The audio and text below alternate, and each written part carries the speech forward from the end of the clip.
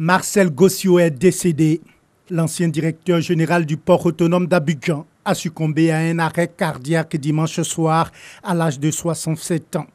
La veille, il avait pris part à l'inhumation de l'ex-ministre Raymond Abou-Ondré, décédé dans les mêmes conditions. Marcel Gossio était également aux côtés d'Afi N'Guessan au dernier congrès du PDCI lundi dernier à Daoukro. Entre 2000 et 2011, Marcel Gossio a dirigé l'une des principales sources de revenus du pays, le port autonome d'Abidjan. Il quitte le pays durant la crise post-électorale. En 2014, Marcel Gossio met fin à son exil. Il rentre en Côte d'Ivoire et dirige la campagne présidentielle d'Afi N'Guessan en 2015. Depuis son retour d'exil, Marcel Gossio occupait le poste de vice-président du FPI, avec lequel il s'était engagé à jouer la carte du dialogue avec le gouvernement. San Pedro, quartier Seweki. Ici, les habitants font bon ménage avec l'insalubrité. Des caniveaux qui deviennent des dépotoirs à la grande joie des souris et moustiques. Tout est bouché. On construit même sur ces caniveaux. Interdiction donc à l'eau usée de circuler. Bonjour les mauvaises odeurs et les maladies. Mais aujourd'hui, quand vous arrivez à Seweki, vraiment c'est un dépotoir total. Les rues sont impraticables, les caniveaux sont bouchés. Les gens construisent sur des caniveaux. Mais les gens même habitent avec des souris. Je prends par exemple le cas de Seweki 2. Quand il pleut, il n'y a plus de circulation. Les matelas même sont sur qu'on appelle des flaques d'eau qui traînent dans les rues. Donc c'est un quartier, je me demande même ceux qui vivent là-bas, comment ils vivent. À chaque fois qu'on arrange, on trouve qu'il y a des gens qui viennent jeter les ordures, on arrange. Je ne sais pas comment faire. Et pourtant, des opérations de grand ménage ont eu lieu dans ce quartier avec des remises de matériel et une sensibilisation. Malheureusement, les habitants ne se sentent toujours pas concernés. Au carrefour Mouri du quartier cité, c'est pratiquement le même décor.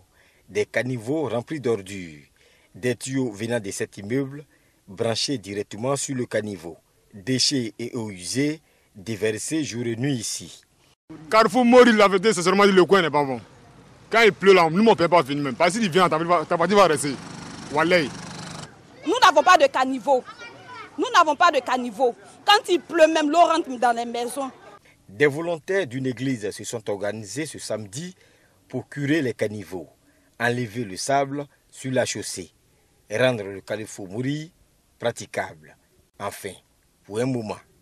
Aujourd'hui, nous avons décidé de participer au développement de la ville de San Pedro en posant cette action pour permettre à ce lieu d'être un peu plus propre. Parce que la question de propreté n'est pas seulement pour le gouvernement ni pour une seule personne, c'est pour toute la population. Quand l'environnement est sain, la population aussi a une bonne santé. Une action qui vient donner un coup de fouet à l'opération Grand Ménage qui a pris du plomb dans l'aile depuis un moment. Les autorités préfectorales, tout en saluant cette initiative, rassurent que l'opération Grand Ménage va reprendre dès le premier samedi du mois prochain à San Pedro. Nous, on va chercher l'eau au bord du barrage pour venir préparer. Souvent, tu vas faire 2 jours, 3 jours, tu ne gagnes pas l'eau. Ces inquiétudes, des lointains souvenirs pour les populations de Loro, situées non loin de la ville de Boundiali. Le village vient d'être doté d'une pompe hydraulique à motricité solaire.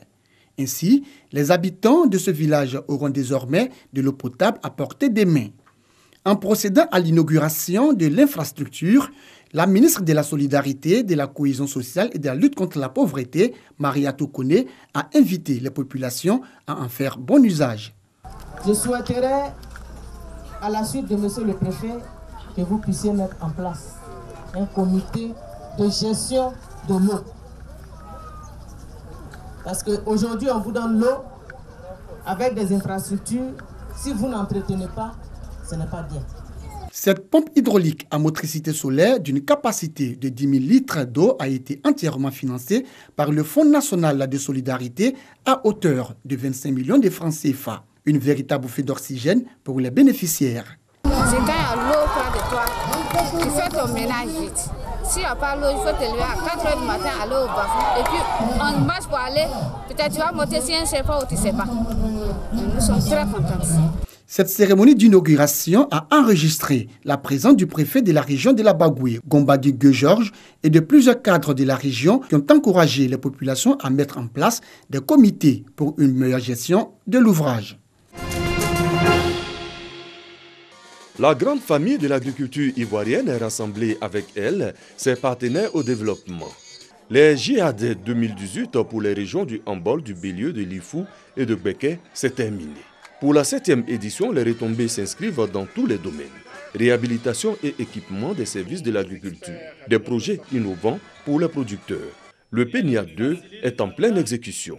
Ainsi, en l'espace d'un an, de mise en œuvre le programme national d'investissement de deuxième génération, sur un total de 9 agropoles, 5 ont déjà été couverts par un financement. Au total, la zone que nous visitons sera couverte par plusieurs projets du PENIA 2, dont le montant global des financements s'élève à 247 milliards de francs CFA. Pour soutenir la Côte d'Ivoire dans sa politique de relance agricole, la FAO, qui d'ailleurs célèbre avec le pays la Journée mondiale de l'alimentation, est partie prenante. Depuis Bouaké, le cadre de programmation agricole pays a été signé. Un soutien à la Côte d'Ivoire, mais surtout au monde paysan. Le parrain des JAD 2018, le président du Sénat ivoirien, n'a pas omis de rendre hommage à ce simple paysan qui, au quotidien, contribue à l'essor de son pays. Je voulais saluer nos braves paysans. C'est vous qui résistez à toutes les crises. Bravo, nos chers paysans, car c'est grâce à votre capacité de résilience que la Côte d'Ivoire tient. Médaille du mérite agricole pour les meilleurs agriculteurs, dont Daouda Soupafolo de Kouissé, Thio Fosier, actuel préfet de région de Béké. Des dons à moyens de mobilité et divers pour consolider les acquis. Une visite à des stands avant de se séparer. Rendez-vous en 2019 pour les JAD. Le privilège d'avoir une femme, l'intitulé de cette œuvre de 153 pages, subdivisée en 6 chapitres. L'auteur Francis Gabo met en exergue les qualités de la femme et son apport dans la vie familiale. Pilier de la famille, la femme apparaît pour lui comme une grâce divine et un don inestimable offert à l'homme par Dieu. Elle est une chance pour l'humanité. J'estime que la femme, à côté de l'homme, produit un ensemble de bénédictions. Un ensemble de bénédictions pour l'homme d'abord, pour son époux, pour la famille et pour la société, pour l'humanité. C'est pourquoi dans le livre je fais une sorte de plaidoyer pour que d'abord les femmes reconnaissent leur valeur, leur dignité, leur statut et que par la reconnaissance de cette dignité-là, elles puissent davantage se valoriser.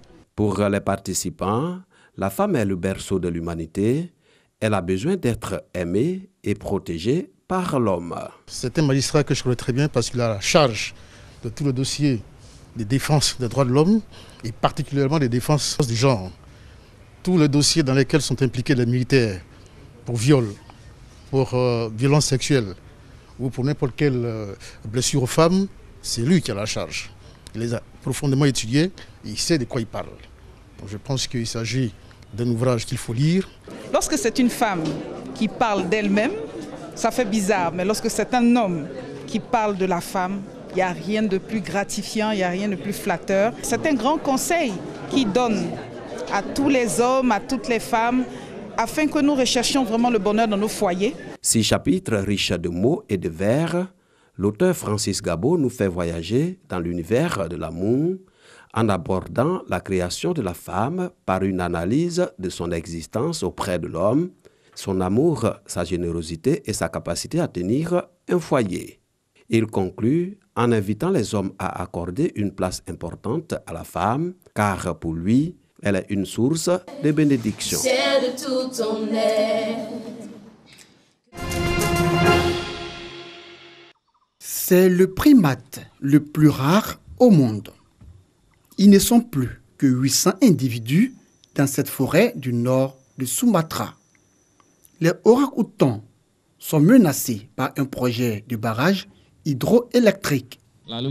Les routes qu'ils vont construire vont morceler l'habitat des orang-outans. Ils ne pourront plus interagir, ça empêchera leur reproduction. Ça les emmènera à s'accoupler avec des individus du même sang, ce qui va accélérer leur extinction. Nous voulons que la zone de déforestation prévue par le projet soit réduite pour ne pas empiéter sur l'habitat des orang-outans. Les singes de Batang Toru font partie d'une population spécifique d'orang-outans découverte récemment. La couverture en électricité du Sumatra du Nord est excédentaire à 15% actuellement. Donc, la création d'une nouvelle centrale n'est pas justifiée, et encore moins dans le cas du barrage hydroélectrique de Batang Toru en raison de ses impacts négatifs sur l'environnement.